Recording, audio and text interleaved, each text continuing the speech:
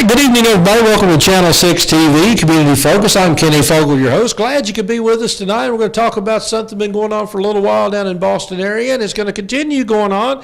Maybe a little different, but we're going to talk about that as well. So we got Tasha Neese here and Rachel, and we're going to tell you a little bit about, I'll let you introduce Rachel, and again, I'll let you, Heather, I'm sorry. And I'm the world's worst about that, so don't, I'll rename you before the night. I'll probably rename you a couple more times for the night, so it's, Heather and Tasha. So Tasha, first of all, welcome to the show. You got your own mic there, so you don't really need that. Well, thank you. Yeah, we're really excited about the Fall Festival that we're having this year. This is Heather Ruscio. She's the treasurer. You told me to introduce her. Well, you got to keep her. She takes care of the money. Yeah, no, for sure. Couldn't do it without her. So we've got the Fall Festival coming up October 21st, and we have lots of events planned for that night. We're not doing the oyster supper anymore.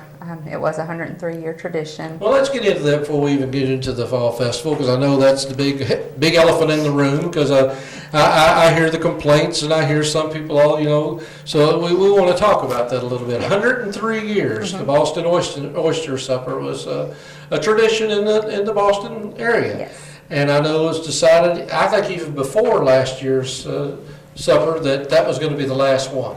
There had been talk for about a year. Yeah, about a year before. But a lot of hard work and a lot of little money is what I understand. Yes. It's very hard to get volunteers. The oyster prices had gone up, and they were getting some buckets donated, but it was voted out in April, and even if it had not been voted out, it would have been very difficult to put on because of the hurricanes. The oyster prices have even gone up more. But yeah, it's hard to get volunteers. Nobody wants to help out. Right. And it took a year to plan and $10,000 to plan. And again, we talked off the air, people say it's a tradition. Well, there's obviously a lot of traditions live and die, but you're putting on a fundraiser. That's right. And the whole point of a fundraiser is raise funds. That is, the PTA is the United States, it's the longest child advocacy program that's been around the longest, is what I'm trying to say. And so the whole purpose is to take care of our students and take care of our teachers and our staff. And we work very hard at that. It's important to us that our teachers not have to pay for supplies and things out of pocket. It's important to us that our kids have all the things that the other schools have, even though we are a small, a small school. And it takes money. Right. Everything takes money. So does the school, children depend on the success of this to a large degree? Oh, definitely. PTA pays for, the buses for field trips. Like I said, we pay for supplies, just different things, activities we put on for them throughout Last the year we got 30 Chromebooks for the kids. We got headsets for all the kids this year, which those two together was over $4,000. Yeah. So it takes money. And you didn't make anywhere near that for the oyster supper. No, not even half. Yeah. No. So that's so I can understand the concern there. So do you think this one's going to do better? I mean, you've got plans, I'm sure. Yes, we have worked very hard. Candace is not here. She is our secretary, and we also have parents that have volunteered to help, and we have all worked very hard since July when we took over our positions.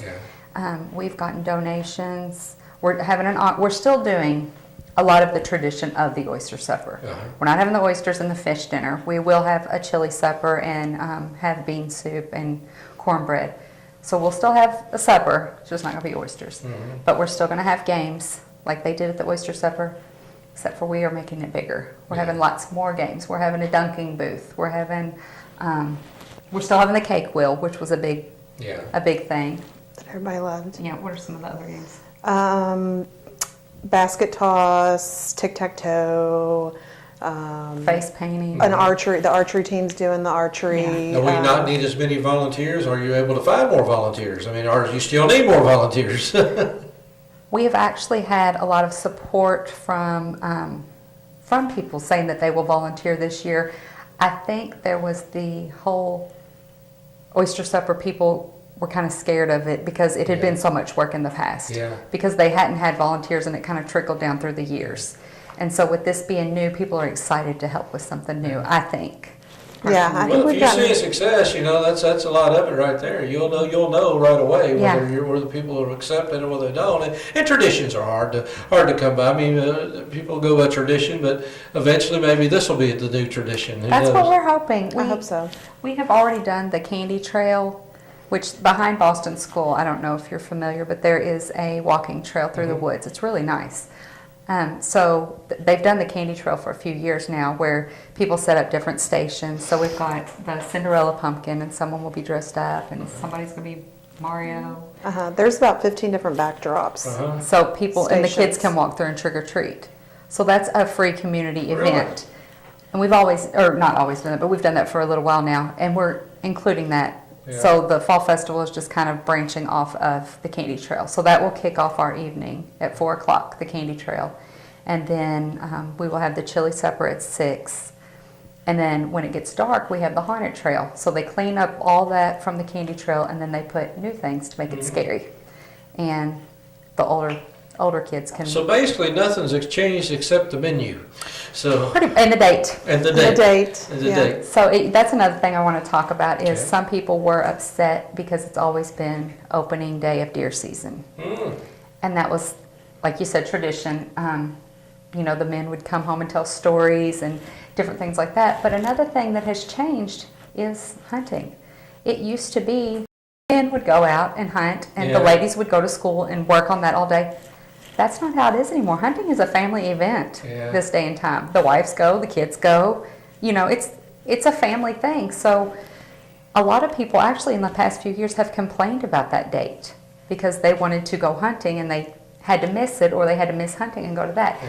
So I know some people are upset about that, but I think it'll be good. Okay, well, you're not going to please everybody, obviously. That's not That's even a true. question. So the best you can do is what you use your best judgment as to what you think is. Yes. One thing is try to get the right date, and two, make sure you raise a lot of money. Yeah. Because, Yeah. I mean, if you're in the fundraising business, which I've been in over the years, fundraising's not easy.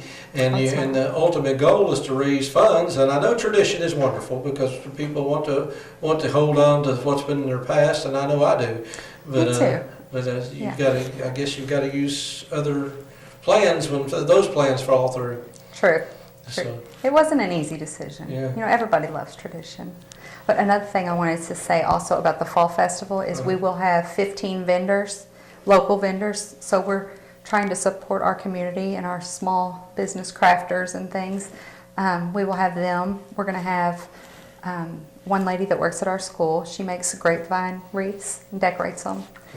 We've got antique jewelry, jamberry, Crocheted items. crochet items. The ladies that go to the community center in Boston are going to have a booth with the things that they make. And they're really excited about it. They're the best. And so we've got that. And then the auction, we'll have a silent auction. All the classrooms will have a basket, yeah. like they've done in the past at the Oyster Supper. And then we have different items from businesses and things around that have donated. Okay, Boston's a beautiful little community. I mean, it's obviously, and the school, I know every time I've been there, it's a very well kept school, very up to date school. I mean, like I said, it's a school it's been around, I guess, 10, 12 years now. I'm not exactly The sure. new school, yeah. Yeah, the new Yeah. school been around 10 or 12 years now. So it's a very modern school. It Yeah. is, and our staff and teachers there are, I believe, the best. I really do. It's Miss Cole, our principal, said that someone had told her we had a private school feel inside a public school, and that is very true. I agree with that. It's like family, and we had a gentleman visiting the school the other day that was doing the fundraiser, and he said, "I love the vibe of this school." And then what he said? Yeah, he said, I love the vibe, the kids and the teachers and Yeah. everybody in here. He said everybody's friendly, everybody seems happy to be here, and we love that about our school. Yeah, We- and we- happy to teach, Yeah, you well, know. it's a little community school. In many ways, it's still a community school, so that's wonderful too. As we've Yeah. lost that in so many places, and True. so it's good that we're holding on to that. So, well, again, and tell me what day and time we're going to have this fall festival. It's October 21st. It starts at 4 o'clock. The candy trail starts at 4. The games start at 4. The vendors start at 4. The auction starts at 4. Is that everything? Yep. And then dinner starts at 6. Yes. And we have a chili cook-off that's also going on. We have 13 contestants that are entering in the chili cook-off. We're having a bake sale. And then everything will go on until 9. 9 o'clock. Okay. And well, the auction ends at 8. And then the haunted trail will begin at dark. Okay, so one tradition ends and a new tradition begins, and 103 years from now, we're going to sit here and have this conversation about the chili suppers. We'll be here. We'll be here. I'll be here. So y'all stick around.